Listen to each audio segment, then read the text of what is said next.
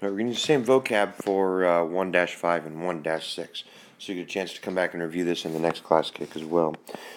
Again, a review from last year. Make sure you do have your headphones on. Don't forget that. Right, our first term is inverse property of addition. The sum of a number and its additive inverse is 0. So as a reminder, additive inverse are opposite numbers. We talked about that the other day. So what this is really saying, if I put real numbers to it, is 4 plus -4, and I'll put that in parentheses just because, equals 0. Or -6 plus 6 equals 0.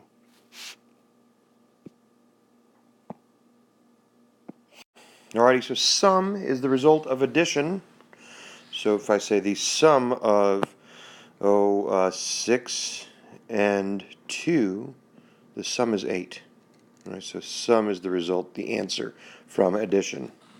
Or if I say 4 plus a -2, right, the answer, the sum of that is obviously 2.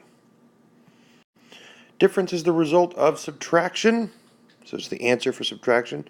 So 2 minus 10 is -8. So the difference is -8. Or if we say 6 minus -3, you guys remember this, right? Becomes a plus. So the difference, oops, got a little excited there. The difference is 9. So again, difference is the answer when you subtract. Okay, so the rules for adding and subtracting integers, you saw these last year. I expect you to be able to use them this year. Same sign, add the numbers and give the sum the sign of the numbers. Different sign, subtract the numbers and give the difference the sign of the larger absolute value. So again, I always like to use that add-out property you learned so much about last year.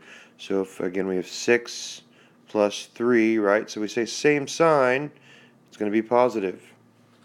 If we have 2 minus 6, we always say, hey, make that into 2 plus a -6.